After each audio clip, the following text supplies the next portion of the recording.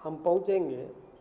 इसके लिए हमने आदरणीय अरुण जी चतुर्वेदी जी को संयोजक राजस्थान का बनाया था और उनके माध्यम से हमने जिले स्तर तक की टीम तैयार कर ली और हमारा प्रत्येक कार्यकर्ता एकदम चाक चौबंद एकदम से तैयार खड़ा है कि हम राजस्थान में पिछली बार जितने सदस्य बने थे उससे अधिक सदस्य इस बार हम भारतीय जनता पार्टी के बनाएंगे।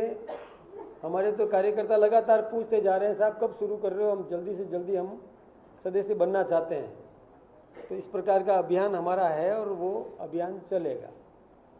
अभी मैं भी नया नया आपके बीच में आया हूँ और मैंने भी कुछ क्षेत्रों के दौरे भी किए, संपर्क भी किया। राजस्थान में भारतीय जनता पार्टी की सरकार जो काम कर रही है उसके प्रति भी जनता में बहुत विश्वास है। केंद्र सरकार ने जो काम किए उसके प्रति भी बहुत अधिक उत्साह है।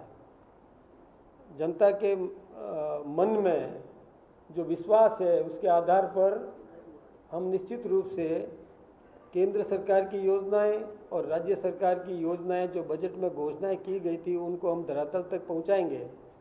मैं भी जिन क्षेत्रों में गया वहां कार्यकर्ताओं का हमने भी आह्वान किया कि कार्यकर्ता भी जरूरतमंद नागरिक को उन योजनाओं का लाभ पहुंचाने में अपनी महती भूमिका निभाए। इस प्रकार की चर्चा भी हमने की और कार्यकर्ता काम कर रहा है। राजस्थान में बहुत उत्साह है। आप जो सवाल पूछना चाहते हैं मुझे पता है कि जिन क्षेत्रों में मैं गया आपको लगता होगा कि मैं शायद उन्हीं क्षेत्रों में गया जहां चुनाव होने वाले हैं, ऐसा नहीं है। हम उन क्षेत्रों में भी गए। अभी जोधपुर में कार्यक्रम हुआ, जोधपुर में भी नगरीय क्षेत्र के अंदर भी बहुत कार्यक्रम हुए, उसमें भी और जनता का उत्साह हमें देखने को मिला। अभी हमारे सम्मानीय प्रधानमंत्री जी आदरणीय नरेंद्र भाई मोदी जी भी जोधपुर में आए और जोधपुर हाईकोर्ट का प्लेटिनम जुबली कार्यक्रम था जिसमें यानी जोधपुर हाईकोर्ट को गठित हुए 75 वर्ष पूरे हो गए और उसके उपलक्ष्य में वहाँ पर जो कार्यक्रम हुआ वो जनता का स्नेह देखते ही बनता था। जो हवाई पट्टी से लेकर के और हाईकोर्ट तक और हाईकोर्ट से लेकर के पुनः हवाई पट्टी तक भयंकर तेज बारिश के बावजूद भी, बारिश में भीगते हुए भी जनता ने उनका अभिनंदन किया। ये सबको पता था कि प्रधानमंत्री जी रुक नहीं सकेंगे, लेकिन उनकी एक झलक पाने के लिए जनता में जो भाव था, उत्साह था, वो भी बहुत प्रेरणादायी था।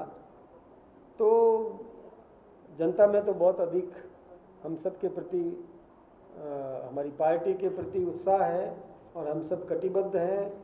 जन सेवा के लिए समर्पित हमारा कार्यकर्ता और जन सेवा में निश्चित रूप से लगा रहेगा और काम भी हम करते जाएंगे। वैसे अभी एक दो घटनाएं हमें यहाँ पर ऐसी मिली, विशेष रूप से जो जयपुर की घटना आज समाचार पत्रों के माध्यम से हमको पता चली।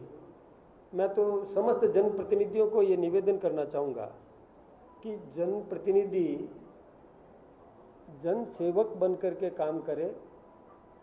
जनता का कोई भी नागरिक आएगा, आज मैं जब यहाँ बैठा हूँ तो मेरे पास भी कई प्रकार के कार्यकर्ता आते हैं, नागरिक आते हैं। उनका कोई काम यदि ठीक ढंग से नहीं हो पाता है तो थोड़ी नाराज़गी प्रकट करता भी है, कभी उद्वेलित भी हो जाता है, लेकिन हमको संयम बरतना चाहिए। साथ में बैठ करके और उनके समस्या का समाधान करने का प्रयास करना चाहिए। प्रयास करना हमारा काम है। काम कितना होता है कितना नहीं होता है ये अलग विषय है, लेकिन हमें संयमित व्यवहार ये बहुत अपेक्षित है हमसे, हमको ऐसा करना चाहिए। बस मुझे तो इस विषय पर केवल इतनी बात आप सबके सामने रखनी।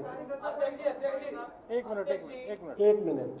अध्यक्ष जी, बांसवाड़ा से राजकुमार रौत आपके खिलाफ चुनाव लड़ी, लोकसभा में आपका पूरा विरोध किया। आज आपके प्रदेश प्रभारी का बयान है कि हम गठबंधन के लिए जा सकते हैं, तो क्या केंद्र इस स्थिति में कमजोर नजर नहीं आ रहा है क्या? नहीं, ऐसा नहीं कहा, न कभी कहा, ऐसा नहीं था। ये शायद तोड़ मरोड़ करके रखा गया है। हम कभी सपने में भी नहीं सोचते कि जो समाज को तोड़ने का षड्यंत्र करता है, जो समाज में विभेद पैदा करता है, जो एक वर्ग विशेष को और भ्रमित करके और समाज में खाई बनाने का काम करता है, हम उसके साथ बैठने का कभी सपने में भी नहीं सोच सकते। इसलिए ये बात तोड़ मरोड़ करके रखी गई है।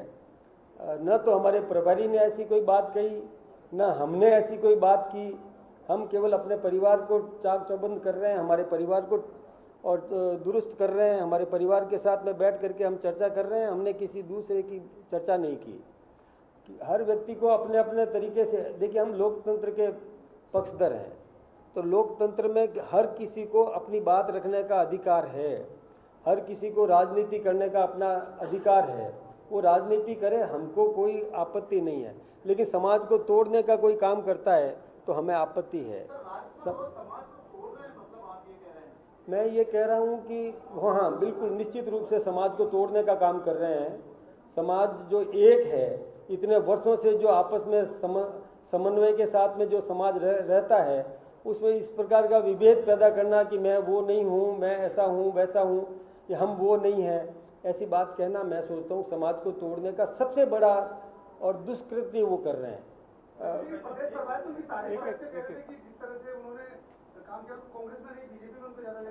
नहीं, ऐसा नहीं कहा उन्होंने जो मैंने उनका सुना, अभी आपके समाचार पत्रों में ऐसा आया था, मैंने पढ़ा है। पढ़ने के बाद में मैं जब गया, मैंने कहा उन्होंने क्या बोला उसको सुनो, तो मैंने वो एक क्लिप मंगवाई है। उस क्लिप में उन्होंने ऐसा कभी भी नहीं कहा।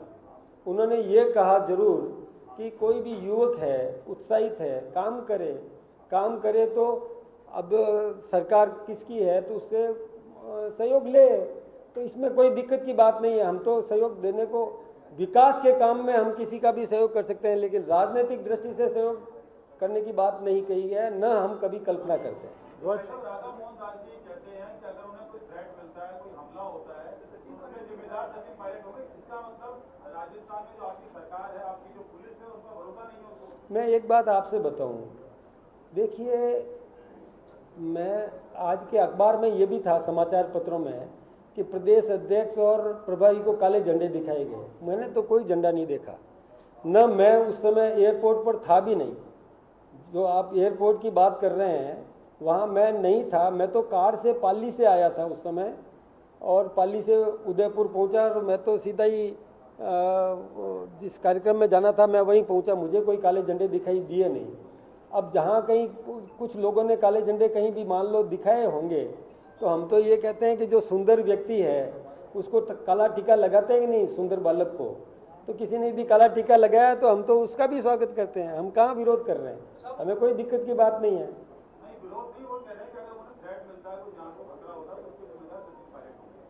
देखिए, यदि कोई उन्होंने बात कही है तो पहली बात तो ये कि उनसे पूछा जाना चाहिए कि जिस व्यक्ति ने उनके सामने कोई प्रदर्शन किया, यदि वो सचिन पायलट के द्वारा भेजे गए थे तो वो कहे तो बात बिल्कुल सही है।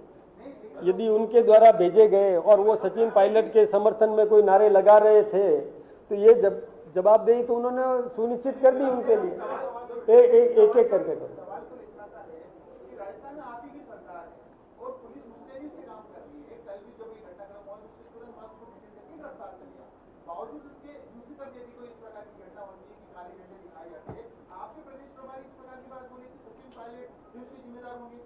देखिए, हमारे प्रदेश प्रभारी ने तत्काल उन सबको माफ भी कर दिया। ये जो काले झंडे की बात आप कर रहे हैं ना, जो लोग सामने आए थे मेरे सामने, तो उन्होंने ये कहा कि मैंने तो माफ कर दिया उनको, जो कुछ भी प्रदर्शन करे, मेरे को कोई दिक्कत नहीं है, माफ किया उनको।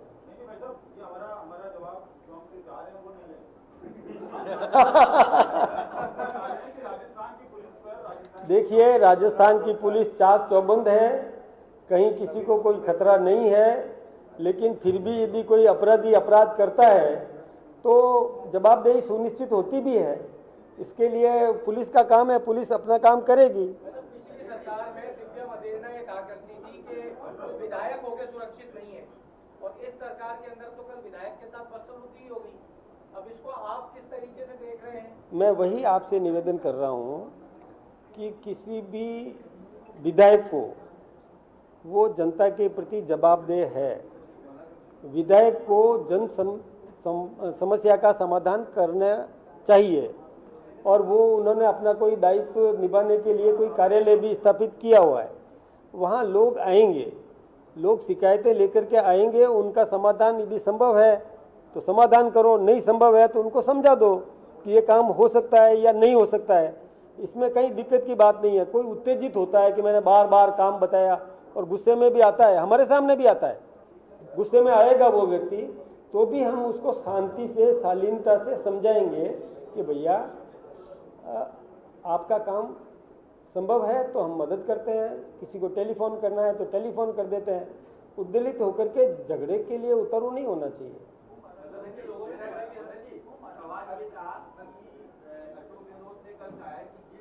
अधिकारियों पे भ्रष्टाचार के आरोप लगाए बीजेपी ने, उन्हीं से बीजेपी अपना काम करवा रही है, उनको बदला करते हैं। तो देखिए, भ्रष्टाचार के आरोप झूठे थे या क्या?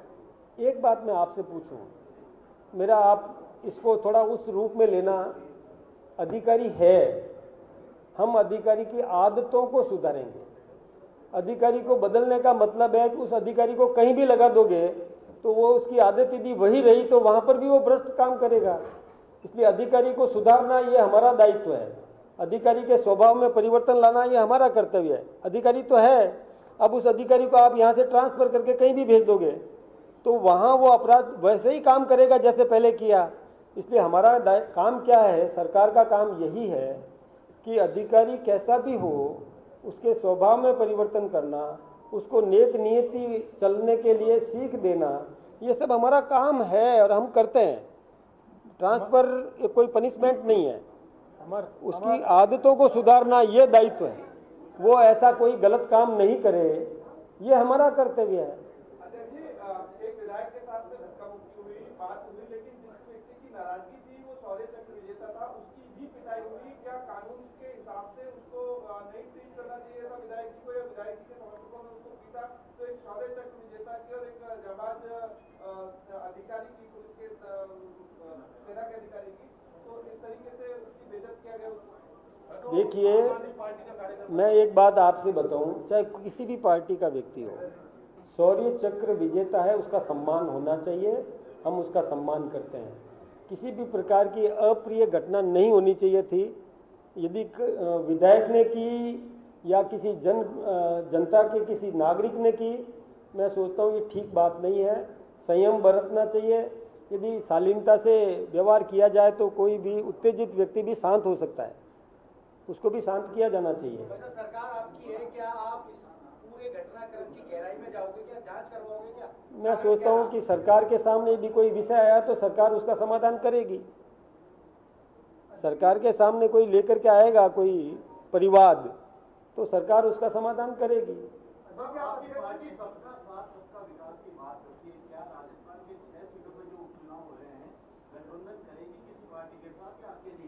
हमारी पार्टी सक्षम है, अपने बलबूते पर चुनाव जीतने की क्षमता रखती है और चुनाव हम सब जीतेंगे बिना गठबंधन के। चलो, धन्यवाद। सचिन पायलट ने कहा आएंगे चुनावी मैदान में तो दो हाथ कर लेंगे। ठीक कह रहे हैं ना। देखिए, वो अपनी बात, वो यदि कहेंगे नहीं हम साथ देंगे, कहेंगे क्या? वो तो यही कहेंगे ना कि हम दो हाथ कर देंगे। इसका मतलब मुकाबला होता ही है, राजनीति में तो यही होगा। छात्र संघ चुनाव नहीं हुए हैं और चुनाव में क्या फर्क पड़ेगा? क्या युवा नाराज है और इसमें चुनाव नहीं होने? देखिए, छात्र संघ चुनाव एक अलग प्रक्रिया है। वो केवल मात्र छात्रों में राजनीतिक जागृति पैदा करने का काम है और ये प्रत्यक्ष राजनीति एक अलग काम है। दोनों को अलग नजरिए से देखना चाहिए। एक मिनट, आप आराम से कोई बात नहीं पूछेंगे। मैंने फिर से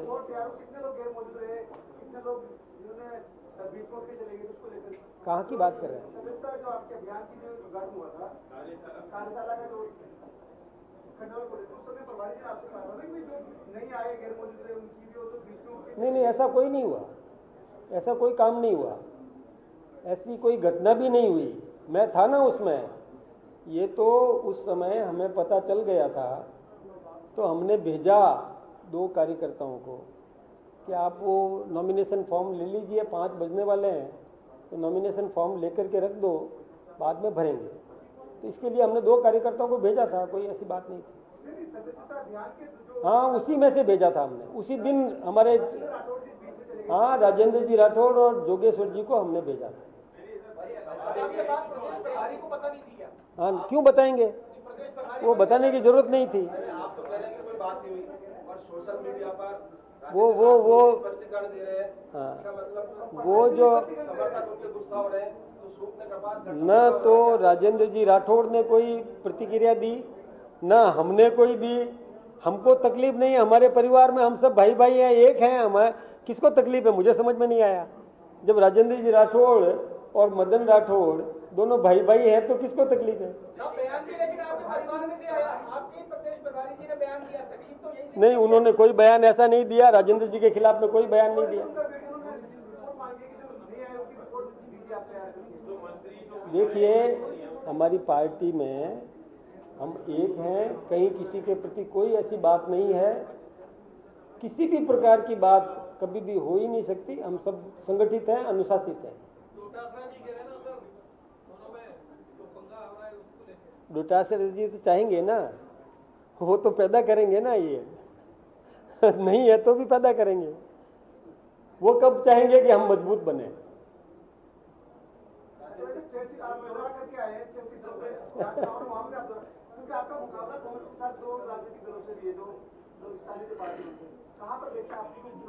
देखिए, चुनाव होता है, जो भी सामने आएगा उससे मुकाबला होगा।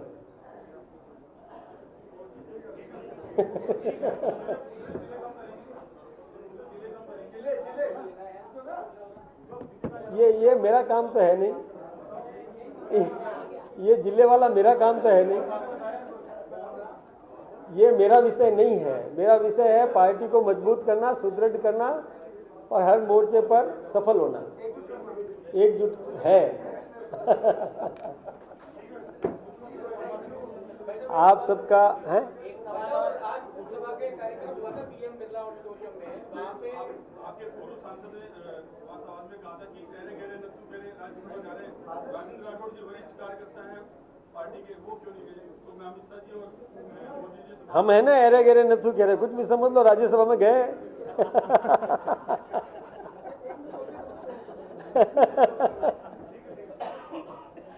ठीक है, चलो साहब, बहुत बहुत आपका अभिनंदन, बहुत बहुत धन्यवाद।